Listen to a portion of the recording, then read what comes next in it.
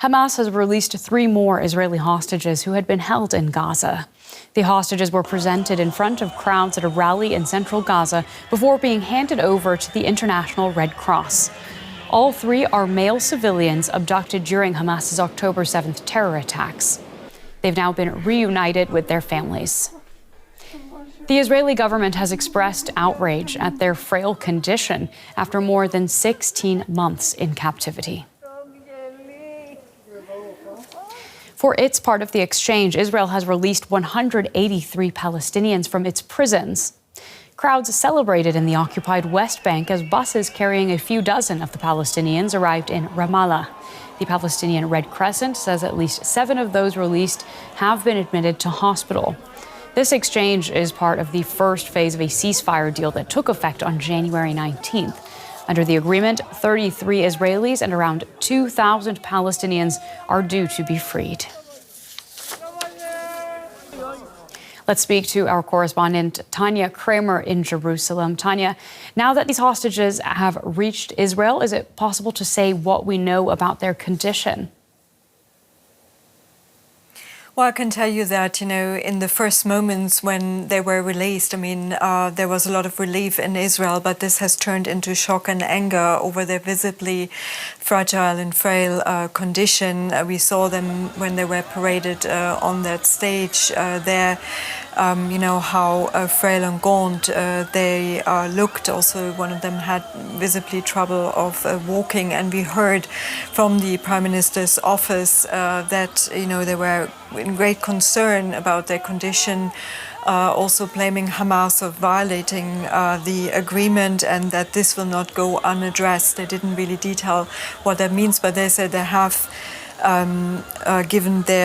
conveyed their concerns to the mediators, and there is certainly much concern also from the families and relatives of those hostages remaining in Gaza. A lot of pressure now on the government actually to push ahead and to make sure that all the hostages are released. Now, the 3 men are now in hospitals in the Tel Aviv area, where they will be taken care of after some medical checkups, and where they will be staying certainly for the coming days.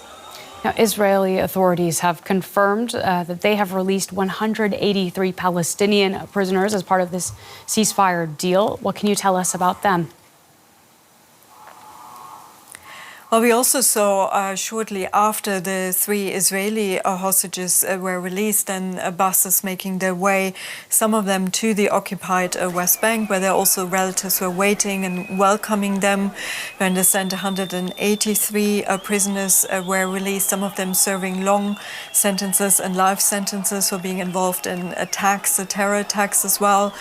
But we also know that some were brought to Gaza. There about a group of about 100 detainees that were arrested and detained after the October 7 attacks from Gaza were brought to Israel, and they were held there in detention without a trial. There were suspicions that they were involved in the terror attacks of October 7, but they were never involved, so they were released now. We're also hearing from Ramallah, from Palestinian sources, that 7 of those released prisoners and detainees, Palestinians there, were admitted to hospital because of their medical and health condition. And what can we expect now from the next phase of this deal? Well, basically what we're seeing right now, we are halfway through. This is the first phase, which lasts 42 days. We are now in the middle of it. There will be 33 hostages, all in all, should be released in exchange for Palestinians held in Israeli prisons. But what should have happened now already this week is that the negotiations with the mediators between Hamas and Israel should have started for the second phase that was supposed to start on day 16, but at least from the Israeli side it was a bit delayed after Prime Minister Benjamin Netanyahu went to Washington this week. So we understand that a low-level delegation will be leaving soon for these negotiations. But of course, it's quite complicated, and we talked a lot about it, how fragile this whole process is. So basically, we also know there's a lot of opposition from the far right and right wing in Israel of extending this ceasefire. The second phase would basically see the withdrawal of the Israeli army, the release of the over 60 hostages that remain in Gaza, but also talks about a more permanent ceasefire. In some parts of the political spectrum here in Israel, they don't want to see, they want rather to see the war to resume. We also heard, and I think what's further complicating the situation are the statements by the US President Donald Trump this week, talking about a, quote, takeover of Gaza and the resettlement of those 2.3 million residents there in Gaza, which to many here amounts to, at least on the Palestinian side, and human rights groups have said, to forced transfer of a population. According to international law, that's also illegal. So that has further complicated now the stakes in all of that. But we also have to say there have been ups and downs in this process. So far it's going ahead, but it's very unclear what will come next. And I think the next days will also be crucial to see whether they will be starting to negotiate on the second phase. Well, thank you as always for your reporting. That is DW's correspondent Tanya Kramer in Jerusalem. So for all of those released and their families, this has been an unthinkable ordeal, and part of it will also be the mental health impact of having been in custody for so long. Let's take a look now at how Israel might be managing this with Ruth Shidlo, a clinical psychologist and trauma therapist practicing in Tel Aviv. Thank you so much for joining us today, Dr. Shidlo. These three hostages released today have spent 16 months in Hamas custody in Gaza during a war and after having been kidnapped. What are the first things that will be offered to assist them with their mental health? Well, I'm not privy to the actual protocols that are being developed because these are all very new situations worldwide.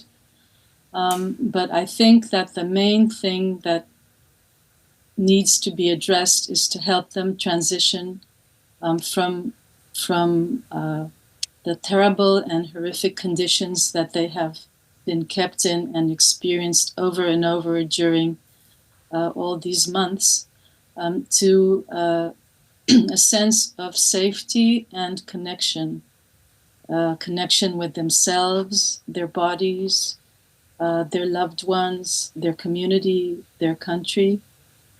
And gradually, they need to learn, and their bodies and nervous systems need to learn that they are safe. It's not, a magical transition from one state to the other.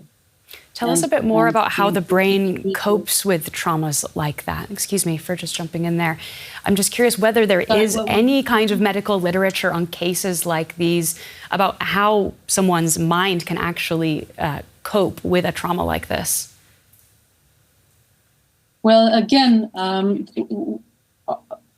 although there is no experience worldwide about such conditions at present, other than what we are gradually learning here, we all share the same nervous system. And throughout the day, each of us, regarding of what we have gone through, may transition from a state of relative safety and connection to a stress response, whether it's fleeing from a threat, whether real and or imagined, whether it's actually fighting the threat, or when neither of those are possible, then there is freeze, which underlying the freeze, there is a lot of fight and flight going on. It's just not visible. And in some cases, shut down and collapse under very dire circumstances. Now, each of us, these are all continuums. Each of these different states of the autonomous nervous system that I described, can be experienced on a continuum. And obviously, for hostages that were kept under the terrible conditions in the tunnels, in the dark, deprived, socially isolated, many of them without any news of their loved ones and so forth, their bodies and their minds are constantly, presumably, in a state of alertness and vigilance, because that is how we survive. All of this is in the service of survival. And what do you expect doctors then might be particularly on the lookout for as they're doing preliminary mental health assessments?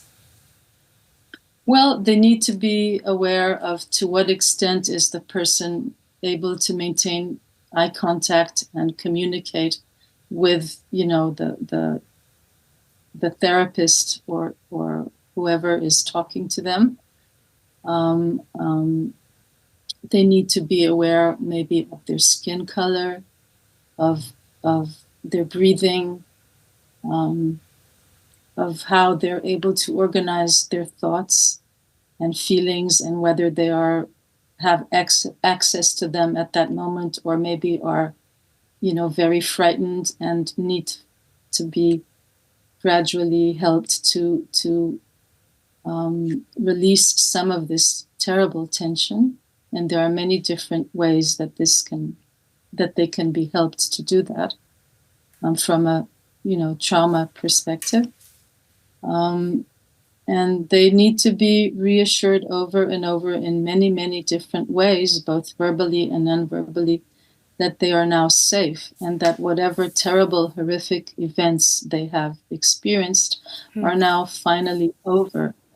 And that there are resources now available to them that were not available before. People, loved ones, caring professionals, therapy, all of that.